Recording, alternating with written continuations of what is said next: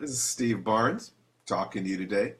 And sometimes I do these things pretty spontaneous. Other times I have to read because it's a complex subject. And today you're going to have to tolerate me doing a little bit of reading here because it is a very complex topic. And I wanted to address it. If I was to, well, first of all, if you like this talk, please share it. That's how we know that you liked it. And these talks deal with technologies and attitudes that come out of life writing. The basic idea is that you take the hero's journey and you take the chakras as the X and the Y axes. I don't know what the Z axis is. I really don't. I've put a lot of thought into it. Different ideas have come to me, and I kind of suspect that I'm not supposed to nail that down. You know, that I can try. But today I'm going to use the idea that human beings are basically equal. You know, just as groups, that there is variation within the group, of course, but the variation between the groups on a genetic level is minor in comparison to the effects of environment. And it's just a belief, it's a faith. And let's see what happens if we examine this from this position. A few weeks ago, we're going to talk about the movie District 9 today. We talked about it yesterday in our Afrofuturism class, and it triggered some discussion. I thought that would be useful to address this directly. A few weeks ago, Tanana Reeve went over to our local park to pick up Jason, and there were police there, and a bunch of kids clustered around the police. And Tanana Reeve's thought was not, this is a happy community outreach thing. She thought Trayvon Martin. She thought something bad had happened to our boy. You know, Jason is getting to that age where young black boys have their parents have, the talk with them about how to deal with the police. And it's a talk that very few whites that I've met have a grasp of. To them, the police are basically helpers quite often. The thin blue line. What they don't realize is that for centuries, we've been the ones on the other side of that thin blue line. And it looks very different from that position. Very different indeed. Before I continue, I want to state my position clearly. I've done years of research and I've written 500,000 published words on the subject of race and probably another 1,000,000 words that have been blogged and so forth and so on. My official attitude is that good or bad, we're pretty much equal. That apparent inequalities are because of different circumstances or initial starting conditions, not anything innate between the people. So guilt and shame on either side, black or white, is nothing but a lingering belief that we are not equal. Only this time it's turned inward instead of outward. We're all in this together. And anyone who senses a different attitude on my part is 100% welcome and invited and requested to challenge me on the subject. Ask me to prove how I believe we're all equal if I say X, Y, or Z. I don't believe that stupidity, incapacity, or evil cluster on any corner of the genetic closet like toxic dust bunnies. No. We're pretty much the same. Okay. We discussed District 9 in our Afrofuturism class, as I said, a film where I believe the director-writer, Neil Blomkamp, allowed his unconscious racial attitudes to shape his narrative in some unfortunate ways. The story of aliens suffering apartheid in South Africa was a brilliant conceit in the short film version, which is called Alive in Joburg, which you can find on YouTube. But in feature form, something went wrong. My theory is simple. If you have a deeply ingrained negative attitude you're a bit ashamed of, you can keep control of it so long as you can maintain conscious attention, conscious focus right there. But under stress, your real attitudes emerge. If you're tired, you're angry, you're drunk, you're overwhelmed, that flat rock of control flips over and the crawlies emerge.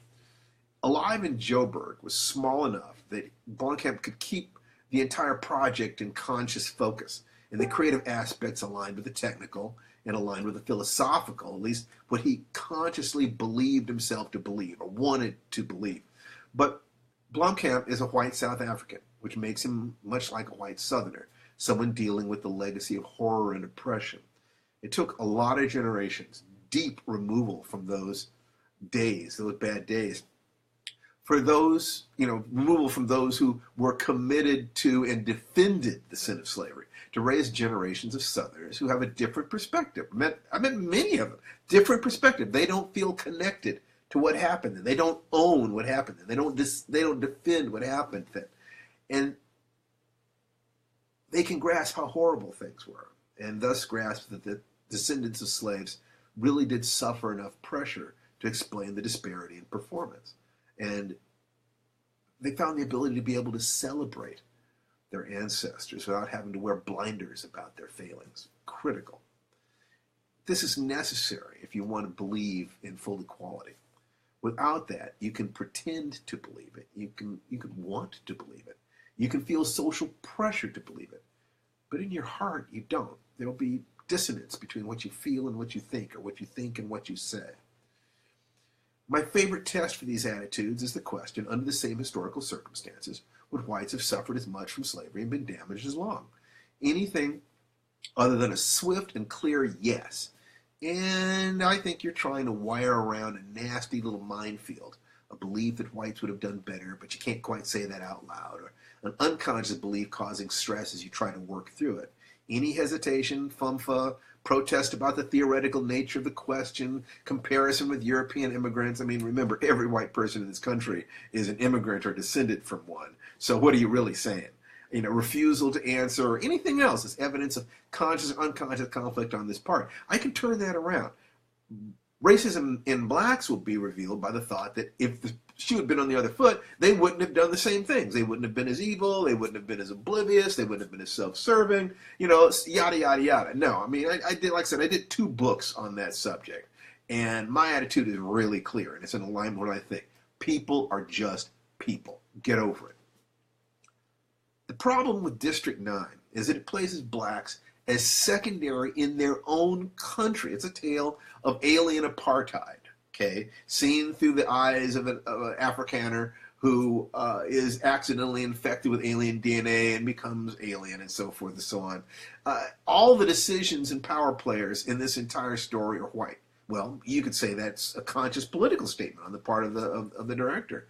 Yeah, but if that's true, then you have the responsibility of showing the inwardness of the Africans, since you're suggesting that apartheid never really ended. It just shifted from one group to another.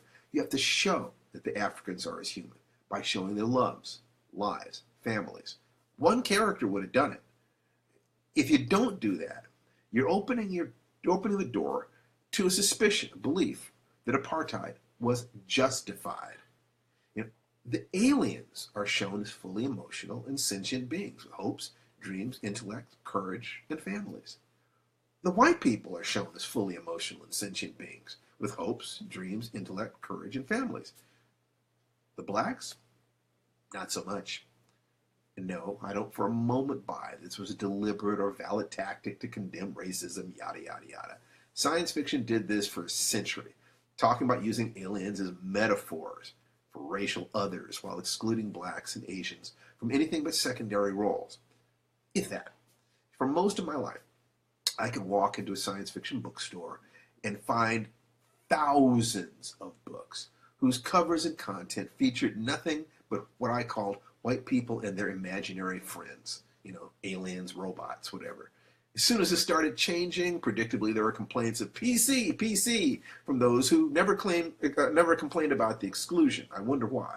I mean, the problem here, of course, is that all human beings try to create the universe in their own image. They create the universe so that it looks like them. They're central to creation. Everything else is secondary. Science fiction is just this. It's neither better nor worse than anything else. If there's a problem, it's that it thought it was better. Aliens and robots do not represent us. Perhaps they represent the way white people see us, which is pretty awful if you stop and think about it. There's not the slightest concern for how we might feel to look at these images. You see, and that's the lack of extending your own humanity to others. You don't think, you don't care how they feel. When you simultaneously appropriate the imagery of their oppression to tell stories, that creates the appearance of an honest conversation. You know, look at all the laudatory interviews and articles concerning District 9. But you're actually saying nothing at all. Who in District 9 is the black character whose home life we see most clearly and therefore experiences inwardness? It's the Nigerian gang lord, a murderous, superstitious, lying, brutal bastard. The director said that, well, you know, in defense, there were such people. They caused problems. And that's true. But there are also millions of decent, loving, intelligent black people with courage and inwardness and sensuality and everything else. And the director chose not to humanize even one of them, except very peripherally. You don't really see them. That was his choice. In the short subject that made this, that the film came from, he actually did have a balance between them, and it looked much better.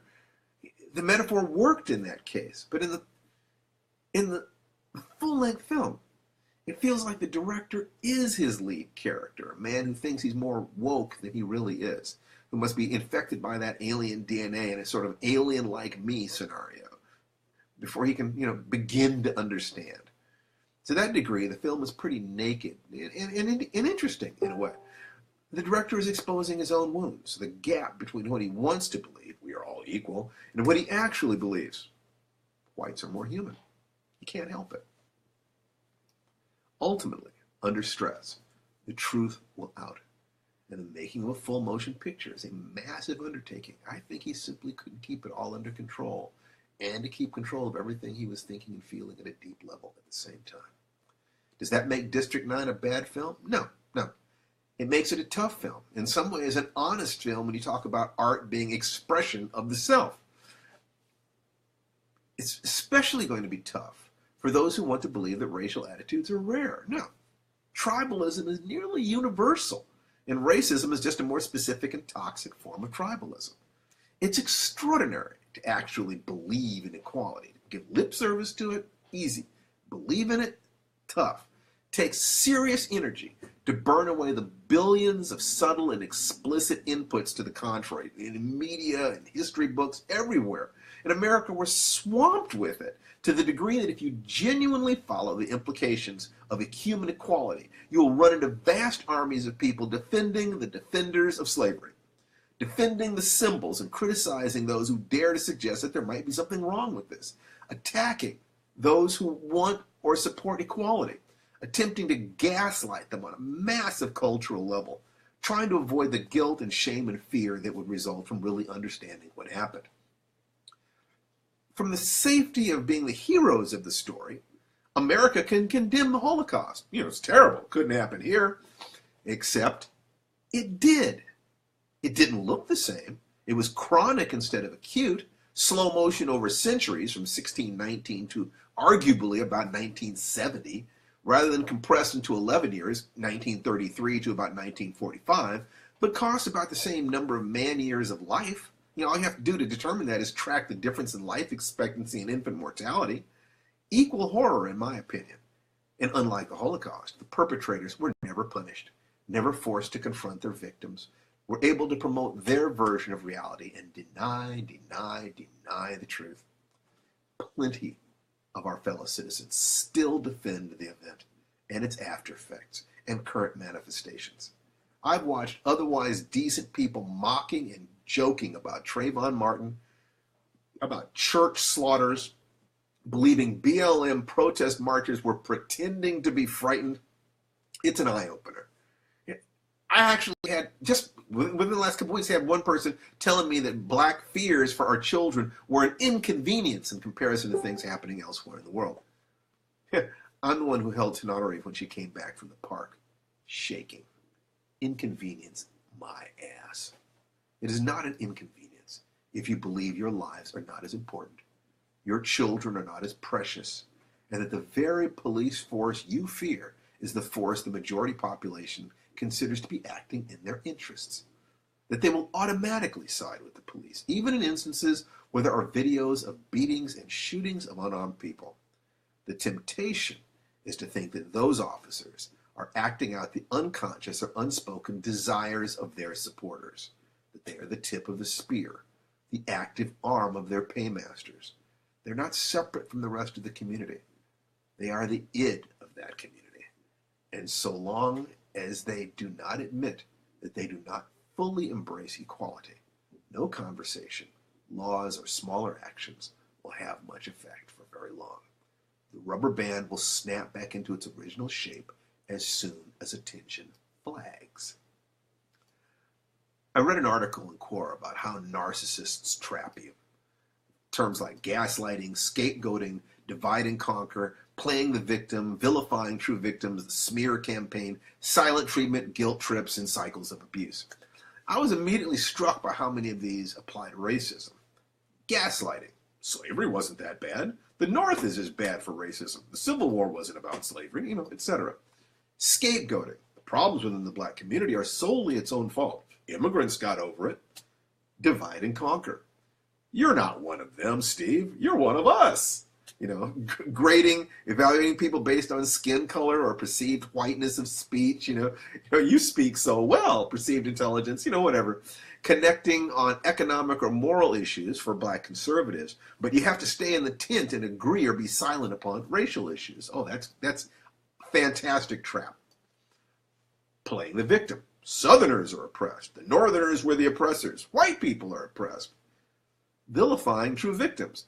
Unarmed blacks shot dead in the street were thugs. The smear campaign. Bringing up the supposedly criminal past of said victim shot dead in the street. The silent treatment. Refusing to hear the screams of the bereaved. Not even believing their guilt, their grief and fear are real. Forgive and forget. Let's move on from the past without ever fully admitting wrongdoing in the first place.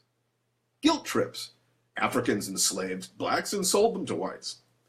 Cycles of abuse. Dangling freedom and equality if you'll just shut up about oppression. No, I don't think so. How many of these apply to South Africa? I honestly haven't studied them enough to say, but they certainly did a divide and conquer scenario with the coloreds. The temptation is to think that, there's a lot of similarity, because remember my initial hypothesis, we're all just basically people. Any tactic, strategy, or action you see is just an emergent quality from basic human things. It's just wired into us under different circumstances. That same crap will start leaking out. Here's a definition of narcissism. Self-centeredness arising from failure to distinguish the self from external objects, either in very young babies or as a feature of mental disorder. What causes failure to mature? Well, one is a gap between deep beliefs and your stated actions, and your stated beliefs and actions. You cannot follow two paths at once. It tears you apart and denies you the energy you need to awaken and mature. What can cause a failure to fully accept human equality? The realization that the people and heroes you admire were less than you think. But note that you don't have to demonize them. You don't have to think that they're less than humanity as a whole. If whites were and are victims of these poisonous perceptions, so are black people and Asians and whatever. It's a nearly universal human illness, and it's painful to awaken from it. District 9 is a film about black pain for white people. It has no apparent concern for how black people might feel watching the appropriation of their agony. It is narcissistic and nearly solipsistic. A film made by a man who's probably a good man, certainly a talented and intelligent man, who has not worked out his issues as thoroughly as he and his circle of advisors probably believe. Instead of patting himself on the back, he needs a slap in the face and a scream of, "Wake up!" My goal is simple.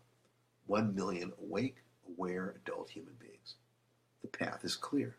To support thousands of writers and artists who believe in human equality and are willing to stand up to those who ask us to go back to sleep. You are my brothers and sisters. You are my tribe. All you have to do to escape the trap is to refuse the tainted ego bait. Simply believe that we're basically equal. If you see unequal results, there had to be unequal circumstances. Simple as that. That simple belief sets you free. Then the hero's journey and the chakras, the tools of life writing, show you everything you could ever want to know about the world that we've created and that we share, as well as the path out of the political and social swamp that we find ourselves in. In other words, you're just one decision away from the peace you've always sought and the understanding that we need. Let go. If you've enjoyed this, please share it with your friends. I wish you a wonderful Sunday. And I want to close this with the expression that the divinity within me salutes and acknowledges the divinity within each and every one of you. Namaste. Take care.